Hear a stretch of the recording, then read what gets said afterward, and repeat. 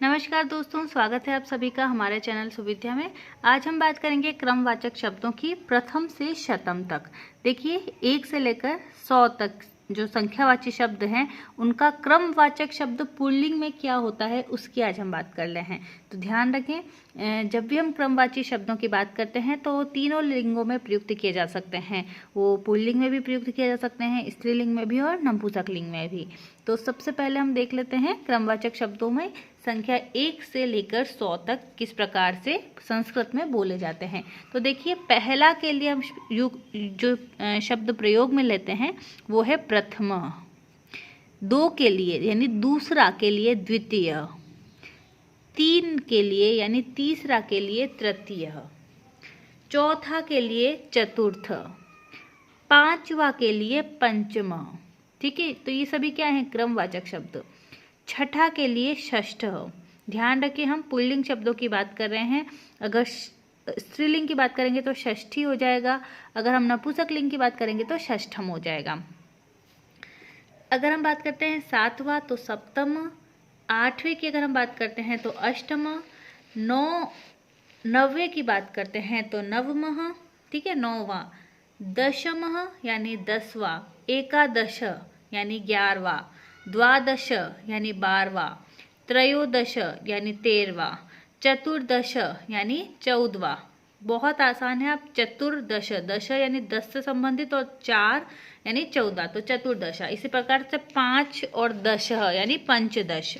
उसके बाद षोडश यानी 16 के लिए षोडश का प्रयोग किया जाता है।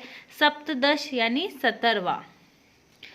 अष्टादश, ध्यान रखें अष्टदश नहीं होता है, अष्टादश। 18 के लिए 18वें के लिए अष्टादश का प्रयोग किया जाएगा। 19वें के लिए याद रखें एकोनविंशतितमः। ठीक है, तो ये 19वां के लिए, जनरली 19 के लिए हम एकोनविंशति का प्रयोग करते हैं। तो 19वां अगर हम बोल रहे हैं तो इसके लिए इस प्रकार से प्रयोग किया जाएगा। 20वां के लिए हम उपयोग में लेंगे विंशतितम। ध्यान रखिए अब यहाँ पर सब जगह एक बिंदी का प्रयोग होगा विंश के साथ, तो उसका आपको बिल्कुल विशेष रूप से 50 तक अभी बिंदी का ऊपर प्रयोग होता है, उसका आपको ध्यान रखना है। उसके बाद हम देख लेते हैं 21 एकविंशतितम मह। 22 द्वाविंशतितम। ठीक है, तो 1 फिर द्वाविंशतितम तो है ही सब में। 20 के बाद 20 से 30 तक के से पहले तक आपको विंशति का प्रयोग करना ही है। उसके बाद 23 के लिए क्या हो जाएगा, देखिए जो बाद वाला जो है ना भाई, 23 में 3 बाद में है, 24 में 4 बाद में है, तो बाद वाले को पहले लिखना है, हमेशा आप याद रखें। जैसे कि 23 है तो त्रयो, और फिर 20 के लिए हम विंशतितम का प्रयोग करते हैं। इसी प्रकार से चतुर्विंशतितम। 25वां के लिए पंचविंशतितम। 26वां के लिए षड्विंशतितम।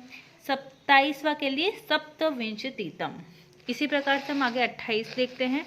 28 किस प्रकार से लिखते हैं, देखिए हमने बात की थी 18 में हम क्या कहते हैं अष्टादश। अब 20 के बाद 8 जोड़ा है, अगर हमने 28 की बात कर रहे हैं तो अष्टाविंशतितम।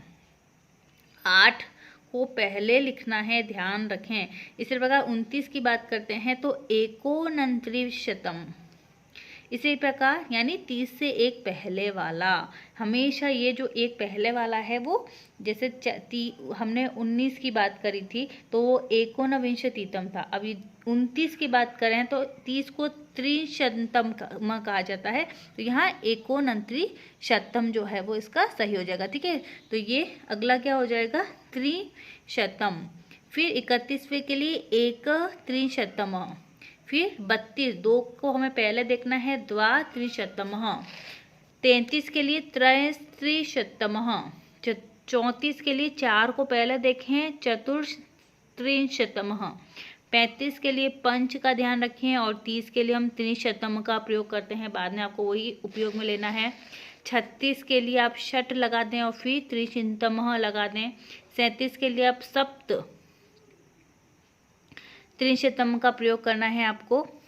फिर 38 के लिए अष्ट त्रिशतम का याद कर रहे हैं। ठीक है ना, अब यहाँ पर अष्टाक का प्रयोग नहीं करना है, अष्ट त्रिशतम 38वां।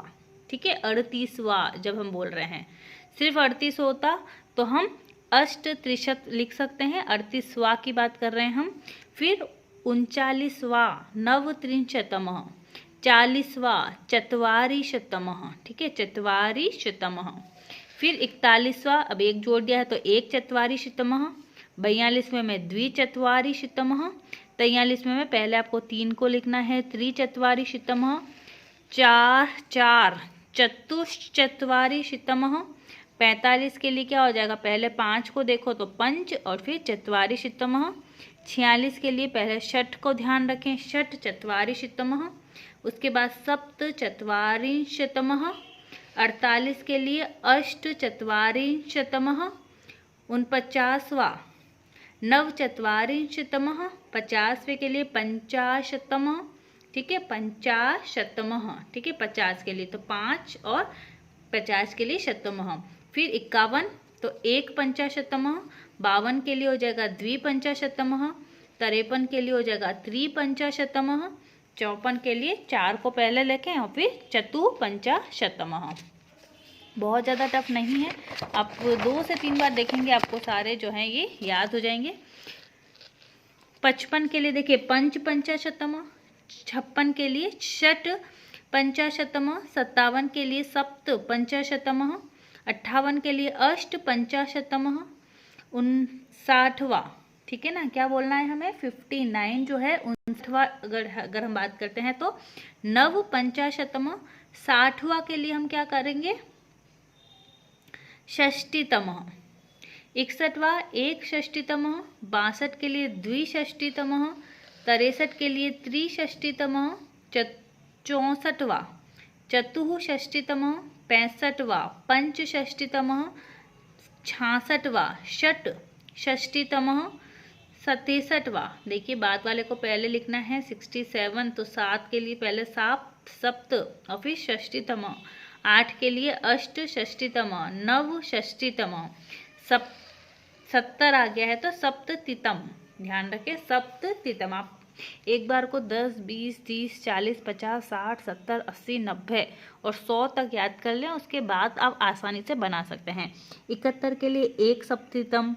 72 के लिए द्विसप्तितम। फिर त्रिसप्तितम, चतुसप्तितम, पंचसप्तितम, षट सप्तितम, अष्ट सप्तितम, नव सप्तितम। 80 के लिए यूज में क्या किया जाता है, अशीतितम, अशीतितम, ध्यान रखें। फिर एकाशीतितम, द्विशीतितम। फिर 83वां के लिए हम क्या यूज करेंगे, त्रयशीतितम। 84 में पहले 4 ध्यान रखें, चतुर्शीतितम, पंचशीतितम, षडशीतितम, सप्तशीतितम, अष्टाशीतितम, नवशीतितम, नवतीतम। 90 के लिए हमको क्या प्रयोग करना है, नवतीतम। 91 के लिए एक नवतीतम। 92 के लिए द्विनवतीतम, फिर त्रिनवतीतम, चतुर्नवतीतम, पंचनवतीतम। 96 याद रखें छन्नवतीतम, ठीक है, इस प्रकार से आपको प्रयोग में लेना है। फिर 97 97, सप्तनवतीतम, 98, अष्टनवतीतम, 99, नवतीतम। बहुत इजी है। 99वां अगर हम बात कर रहे हैं, 98वां, 99वां, ठीक है, क्रम की जब हम बात करते हैं। और 100वां 100वां के लिए हम क्या बात करते हैं, शततम। तो ये हमने पुल्लिंग रूप में बात करी है क्रमवाची संख्याओं की। इसका स्त्रीलिंग और इसी प्रकार से इसका नपुंसकलिंग जो है उसका भी प्रयोग किया जाता है। सो बहुत बहुत धन्यवाद।